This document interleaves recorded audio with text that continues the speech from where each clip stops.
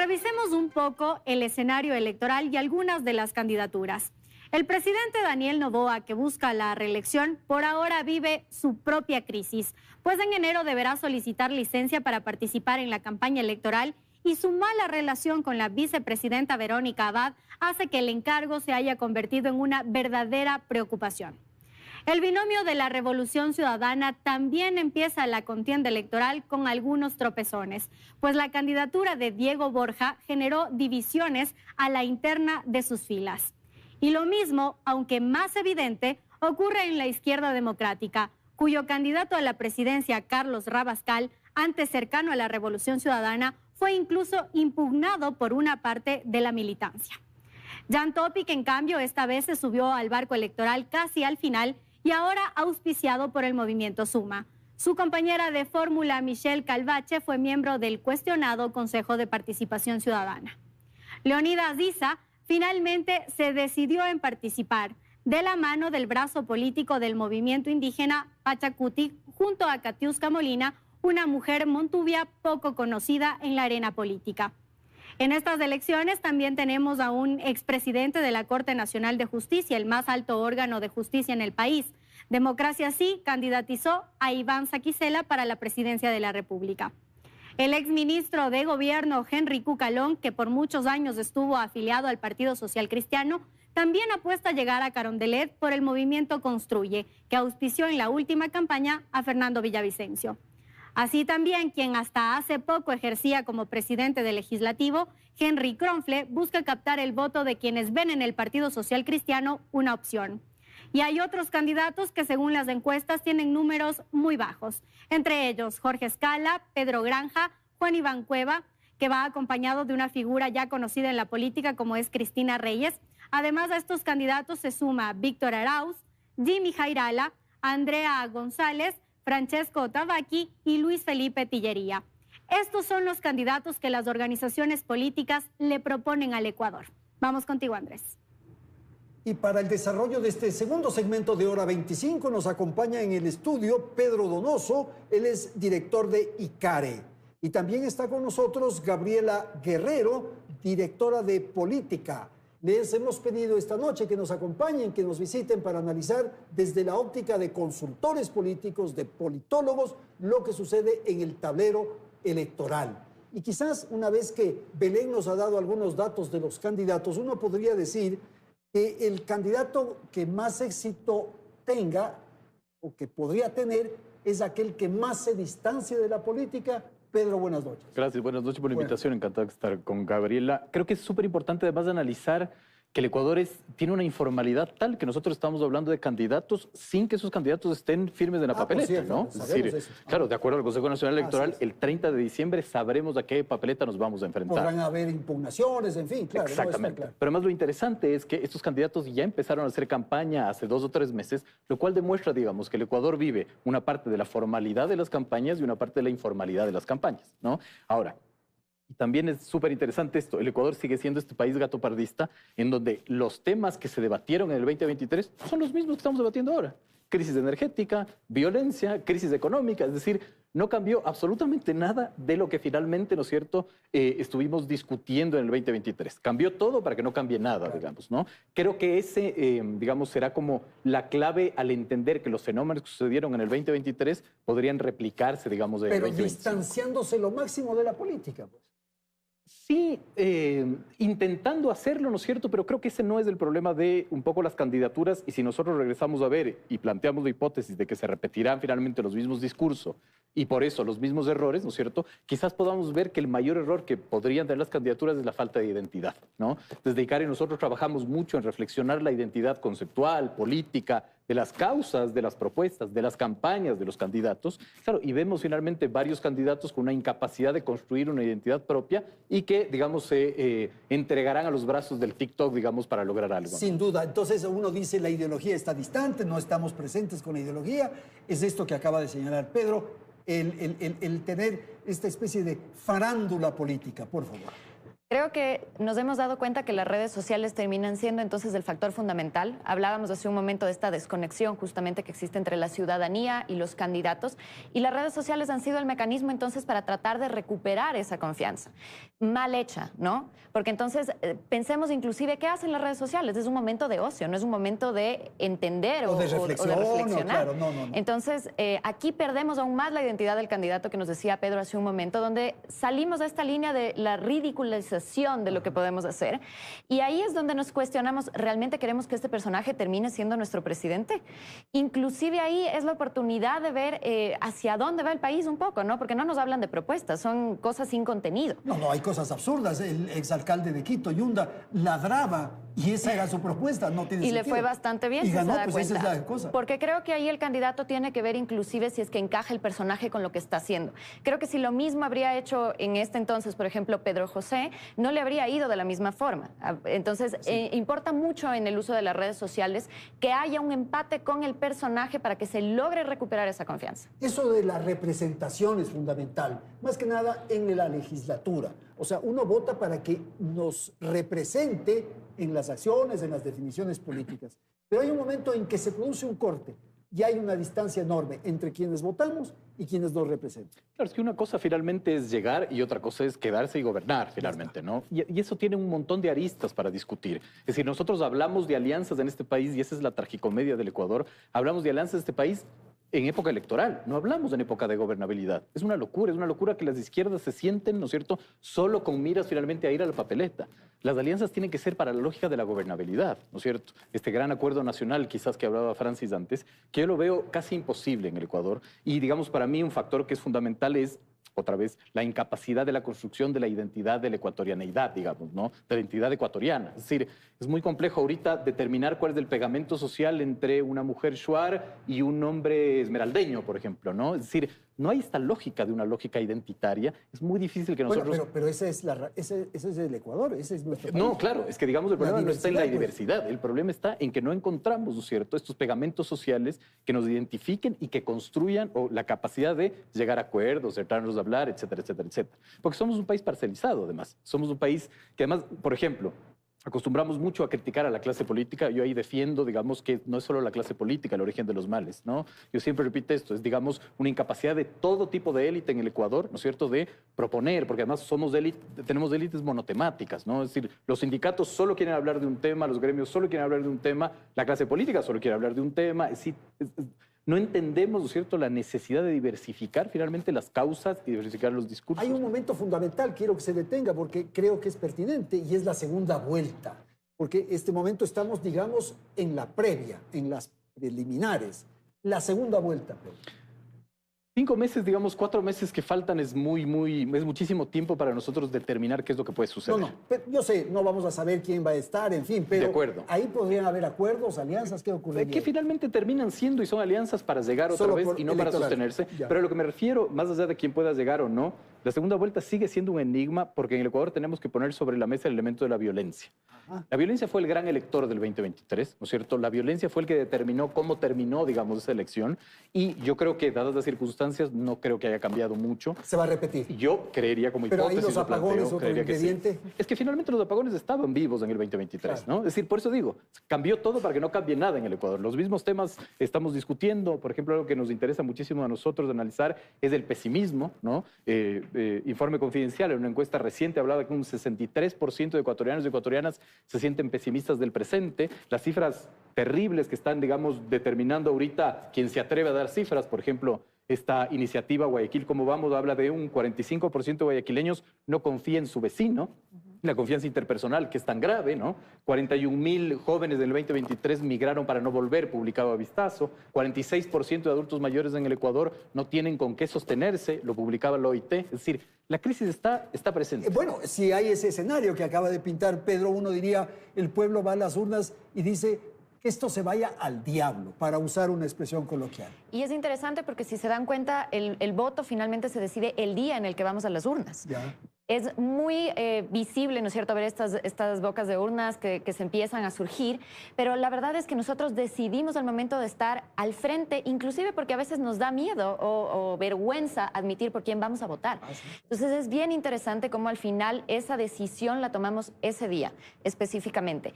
Y yo creo que es una decisión un poco en torno, yo sé que los debates se vuelven muy interesantes, el anterior debate fue un debate crucial justamente, pero se vuelve interesante el post-debate. Se vuelve interesante esos mensajes pequeños que nos quedan de los candidatos, porque ese es el mensaje que recibe el ciudadano. No se va lastimosamente a ver todo el debate, pero sí va a escuchar el análisis que se haga, tratando de encontrar al menos algo que le haga sentirse identificado. Esta relación de propuestas, lo que nos decía Pedro hace un momento, ojalá lleguemos a tener un plan por lo menos de políticas públicas a largo plazo, que yo creo que como votantes eso nos permitiría tener un norte un poco más venidero. Ahora, lo que ha señalado Pedro, también quiero conocer su apreciación, es la gobernabilidad. O sea, una cosa es lo que se dice en campaña y luego cuando ya estamos en el poder. Y los espacios de gobernabilidad, el tema de la institucionalidad, del funcionamiento del país, ¿qué ocurre? Creo que todavía tenemos intereses muy personalistas en ese sentido. Entonces, es muy difícil decir, nos vamos a sentar a hacer un plan nacional de aquí a 20 años donde el Ecuador del futuro queramos hacer una transición energética para ya no estar dentro de esta crisis, por ejemplo. Mientras sigamos teniendo estos intereses personalistas que se van a ver reflejados inclusive en las elecciones, no vamos ni siquiera a lograr hacer las alianzas políticas que buscamos antes y tenemos estos 16 binomios en este momento. ¿Por qué? Es un tema económico inclusive. ¿Por qué? Porque cuando nosotros hacemos alianzas políticas, nosotros recibimos un fondo partidista. En el momento en el que esa alianza política se rompe, perdemos ese fondo partidista, los dos partidos que hayan hecho alianza, por ejemplo. Entonces no me conviene ir a elecciones porque pierdo económicamente. Y me obliga inclusive a participar el CNE, porque si no, no solo pierdo ese dinero, sino que pierdo la oportunidad de ser un movimiento activo o un partido activo. Bueno, esa es la razón de la proliferación y de tantas candidaturas. Entonces, peor aún si es que pensamos a nivel nacional qué queremos hacer luego y sentarnos en una mesa a dialogar, porque económicamente tampoco me resulta rentable. ¿Qué es lo que me resulta rentable? Probablemente ganar un curul, probablemente estar en la presidencia. ¿Por qué tenemos tantos candidatos de probablemente una misma ideología regados en diferentes partidos? Porque tal vez lo que yo busco es llegar a la asamblea. Entonces, esa es la razón por la que vemos varios rostros que han estado vinculados. Sé que no voy a ganar la presidencia, pero voy a tener 2 o 3 Me conviene más hacer una bancada súper fuerte. Claro, Pedro, usted ha señalado que es defensor de los políticos. Yo le digo, ¿para qué sirve la política? No sé si soy defensor de los políticos, capaz que no soy, que no ataco a los políticos, ¿no? ¿Para qué sirve la política? ¿Por qué son importantes los partidos políticos? ¿Por qué son importantes los políticos? La política finalmente es esta capacidad que tenemos de entendernos, ¿no es cierto?, y de autogobernarnos y gobernarnos colectivamente. La política es fundamental, la política a la larga es diálogo, la política construye la democracia finalmente es este sistema que hace que no nos matemos, digamos, ¿no? Es decir, que en época, digamos, de paz podamos construir una democracia que nos sirva para la época de guerra, digamos, ¿no? Creo que eso es fundamental. No, y el sentido de servicio y de gobernar y conducir a los pueblos. Totalmente. Me parece absolutamente válido. Pero la política... Pero lo que ocurre es que los políticos nuestros, el rato que llegan al poder, dan la espalda. Evidentemente dan la espalda al poder. Pero la política no se reduce finalmente al proceso electoral, no se reduce a una democracia específicamente del ámbito público. La política está viva en todos los ámbitos. Cuando yo confío en mi vecino, ejerzo política. Cuando yo me lanzo como presidente de la organización barrial, ejerzo política. Cuando yo defiendo o recojo perritos en la calle, eso es una causa que se sostiene en la política, digamos. Es decir, la política va mucho más allá que los partidos, que los candidatos, que el TikTok, etcétera. Sin duda se convierte en una actividad, digamos, absolutamente noble cuando tiene propósitos correctos. Totalmente, y la tiene finalmente. Lo que pasa es que nos estamos enfocando siempre en esta disputa de la política electoral, la política del poder, etcétera, etcétera, etcétera, que tiene otro tema, ¿no es cierto? Pero creo que es supremamente importante entender finalmente que sin la política no tenemos un lenguaje de conexión finalmente entre los ecuatorianos. Tenemos que hacer una pausa, tendremos la publicidad, en un instante retornamos.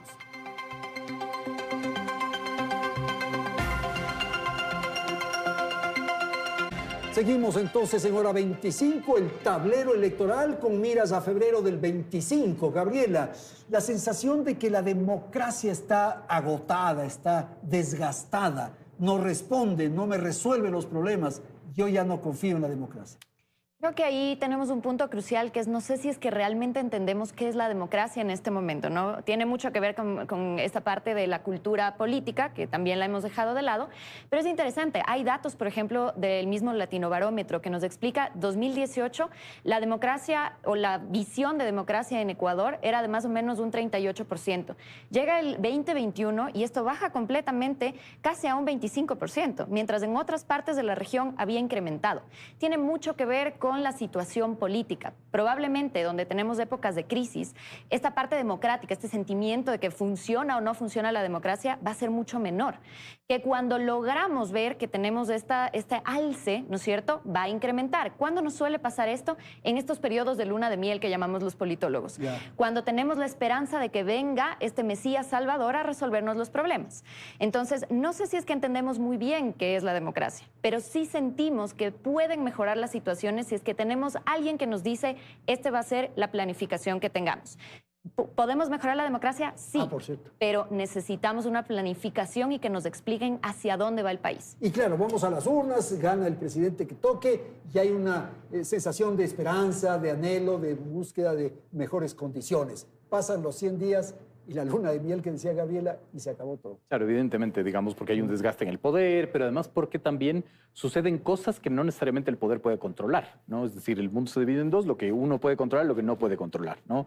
Para eso están las políticas públicas, para eso está, digamos, la presencia del Estado, ¿no? Entonces, claro, de una u otra manera, mientras el pesimismo, la desconfianza, estos intangibles que son quizás mucho más importantes que la valoración de cualquier político, creo que esos indicadores son los que de una u otra manera los candidatos ahora deberían atender, ¿no? Es decir, esta lógica de administrar una sociedad altamente pesimista es mucho más difícil, digamos, ¿no? Incluso hay literatura, no en el caso ecuatoriano, pero hay literatura a nivel mundial, que una sociedad altamente pesimista consume menos, por ejemplo, ¿no es cierto? Es menos permeable a los cambios y más, digamos, explosiva frente a cualquier movilización social, etcétera. Entonces, lo que deberían apuntar finalmente ahora los candidatos o quien ejerce el poder es a revertir ese pesimismo y a empezar a construir esta capacidad de confianza en el Estado, que es un indicador muy importante también a medir, y la confianza interpersonal. Esto del Estado me parece fundamental porque la sensación es de que no hay Estado. Claro. Se requiere una estructura institucional lo suficientemente sólida para enfrentar, como ocurre en otros países.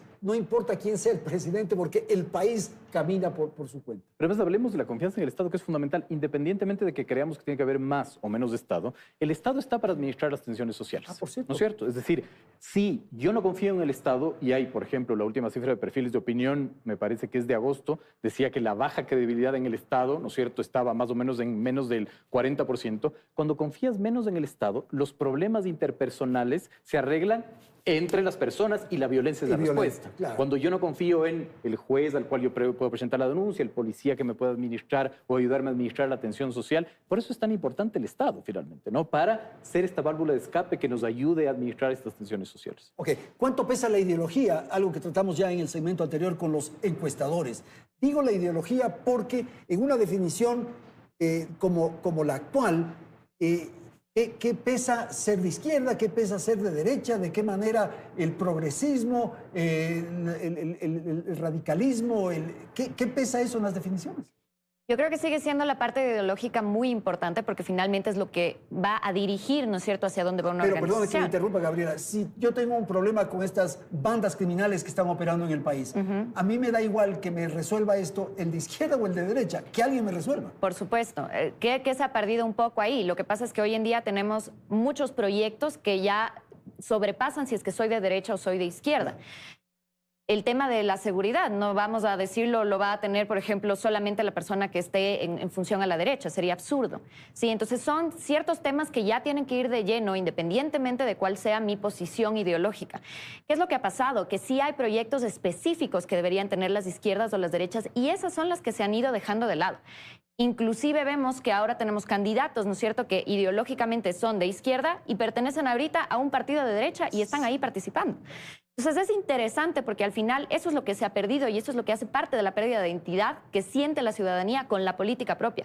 Entonces, si es que ya había confusión previamente a cómo funcionaba la ideología, hoy en día aún más. Y esa hace parte de esta pérdida de confianza en la política en general. Eso es evidente, o sea, muchos de izquierda que actúan con la derecha. y la necesidad de que me resuelvan los problemas, Pedro. Tenemos problemas en la seguridad que hemos tratado, en el empleo, en el seguro social, en la desnutrición crónica infantil. ¿Son temas que superan las ideologías? No. Digamos, la ideología se resume en el cómo lo voy a hacer. Ese es el tema. La ideología te explica cómo vas a hacer. Estoy seguro que el político A, B y C está de acuerdo en acabar con la violencia, acabar con la delincuencia. Sí, sí. Pero el político A tiene una forma, el político B tiene otra forma y el político C tiene otra forma de hacerlo, digamos, ¿no? Las ideologías están más vivas que nunca. No importa que un mandatario, por ejemplo, un día tome decisiones de izquierda y el otro día tome decisiones de derecha. La decisión es de izquierda, la decisión es de derecha. Digamos, lo que quiero decir es que no importa para el análisis que estamos haciendo la importancia de la ideología, finalmente, ¿no? Ahí el tema tiene mucho más que ver con la infraestructura política democrática que hemos creado, ¿no es cierto? Con el rol que cada uno de los actores juega, que no solo tiene que ver con los políticos. Ahora, pero esto de la ideología, por ejemplo, la Revolución Ciudadana se vendió siempre como progresista, sin embargo, muchas de sus acciones fueron reaccionarias, evidentemente. Absolutamente de acuerdo. Entonces, frente a eso, el rato que yo voto, yo ya no voto por el progresismo, pues.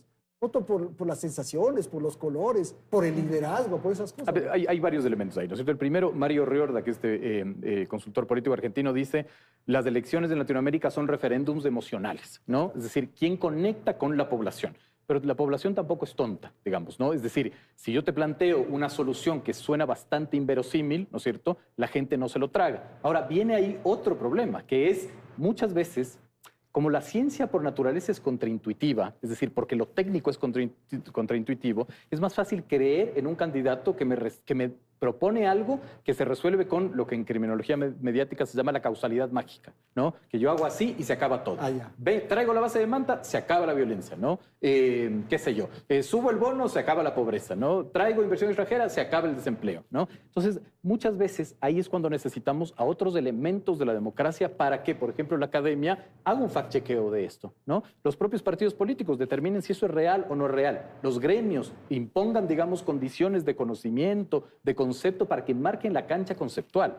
Por eso digo, no todo tiene que ver con la clase política, tiene que ver con la ausencia de los demás. De la ausencia de los demás. Vamos a ir concluyendo y quisiera, Gabriela, una apreciación sobre algo que dijeron sus colegas del segmento anterior, y concretamente Santiago Pérez, cuando dijo que esta va a ser una elección que se convierte en una especie de referendo para el presidente Daniel Noboa. ¿Qué opinión tiene usted? Creo que tenemos ahora una cuestión bastante interesante en liderazgos, ¿no? Entonces, creo que sin duda alguna va a ser una opción de verificar realmente qué se puede palpar. Es decir, independientemente si es que es el presidente Noboa quien permanece o no, la persona que venga va a tener un Ecuador bastante fragmentado, muchas cosas que arreglar. Entonces, no creo que sea además algo que se consiga en un corto plazo, ¿sí? Tenemos que tener muy en cuenta que esto va a ser algo que nos va a tardar muchos años. Eso es lo que va a ocurrir, pero desde el votante, ya la magia que tuvo Daniel Noboa probablemente se me ha diluido, se ha perdido. No necesariamente. No, yo digo simplemente por esta idea de referendo. Entonces, ¿voy a sancionar a Daniel Noboa o voy a premiar a Daniel Noboa? Justamente iba hacia allá, porque creo que ahí tenemos una oportunidad interesante. No necesariamente puede haber quemado, por así decirlo, sus cartas.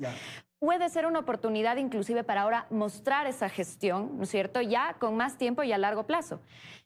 Y creo además que tiene mucho que ver con cómo maneje la parte comunicacional de ahora en adelante, que ha sido una de sus fortalezas. Tal vez no una comunicación de fondo, pero sí ha sido una comunicación visible. Entonces, todavía creo yo que sigue teniendo una oportunidad interesante frente a otros candidatos, no solo que no son tan conocidos o que sí lo son, pero que tal vez esa parte no ha sido tan bien estructurada como lo ha tratado de hacer ahora, y sin duda es un referente. Sin perjuicio de analizarlo de Daniel Noboa, le pongo el otro elemento, que es Luisa. ¿Es suficientemente autónoma? ¿Es suficientemente independiente? ¿Va a ser manejada con unos hilos invisibles desde Bélgica? ¿Qué ocurre con la candidata que enfrentará a Daniel? Antes que eso, sí quiero hablar de Noboa. Claro. Creo que la única diferencia con la elección del 2023 es que hoy tenemos al presidente candidato, ¿no? Pero además, la presencia del presidente candidato genera otra cosa que es un fenómeno muy interesante, que es cómo se mueve la institucionalidad alrededor del presidente candidato. Es decir, el 2025 es un año muy complejo para el Ecuador porque es un año de naturaleza de transición. Claro. Hay que renovar parcialmente la Corte Constitucional, la Corte Nacional de Justicia, Fiscalía, etcétera, etcétera, etcétera. ¿Cómo se va a mover la institucionalidad alrededor de los intereses del presidente candidato? ¿Cómo va a fallar a favor el Tribunal Contencioso Electoral para deshacerse de su vicepresidenta? Como lo hace la Procuraduría General del Estado con su pronunciamiento. Es decir, hay dos campañas ahorita. La campaña que vamos a ver de tarimas, de discursos de TikTok que nos tiene hablando, y la otra, que es la campaña B, la que no vemos, es cómo se va a mover la institucionalidad alrededor del presidente candidato o en su desmedro. Es decir, si el presidente candidato tiene un desgaste, no llega finalmente a la elección, cómo las fuerzas, ¿no es cierto?, políticas, que no son partidistas, eligen al nuevo fiscal, meten sus manos en el proceso de la Corte Nacional de Justicia. Es decir, hay otra campaña que no vemos que es fundamental entenderlo, ¿no? Ahora, con respecto, digamos, a Luisa. la Revolución Ciudadana, creo que finalmente, digamos, si es que la Revolución Ciudadana no entiende que hay que identificar cuáles son los fenómenos que generan miedo para que la RC no sea una opción siempre en segunda vuelta, creo que va a repetir los mismos errores. Es decir, cuando yo veo, obviamente no estoy cerca, entonces no puedo decirlo, pero cuando yo veo, creo que les falta mucha investigación social de por qué finalmente la RC no es una alternativa, por qué siempre pueden llegar a ser la primera minoría del Congreso, ¿no es cierto?, de la Asamblea, pero siempre son el segundo mejor, porque no logran, digamos, ganar y romper ese gran miedo finalmente que se genera alrededor de sus candidaturas, ¿no? ¿Cuánto daño le hace en esta mirada, en esta visión, Rafael Correa? Sí, no sé si le hace daño o no, tendría que medirlo, digamos, no me atrevería. Quizás su virulencia, digamos, quizás Claro, no él sí, en sí exacto, mismo, ¿no es cierto? Quizás su virulencia, ¿no es cierto? Y esta capacidad de alimentar los mitos, ¿no? Es súper interesante lo que pasó, digamos, obviamente con Villavicencio es una tragedia, pero es interesante analizarlo como fenómeno, ¿verdad? Asesinan a Villavicencio, ¿no es cierto? Se saca el rumor de que fue la Revolución Ciudadana y ese mito conectó, Claro. ¿no? No sabemos por qué. Es decir, creo que eso hay que investigar. ¿Por qué ese mito conectó? ¿Por qué si mañana no decía que lo mató Periquito Pérez, ese mito no conectaba? Creo que hay que tener mucha investigación social al respecto. Y simplemente para mencionar el caso Polit del excontralor, ¿le afecta o no le afecta? Yo creería que, digamos, es una raya más al tigre en este gran mito que tienen sobre el tema de la corrupción. Ok, vamos a terminar. Quisiera una revisión rápida en torno a qué pasa con el posible outsider o la tercera vía.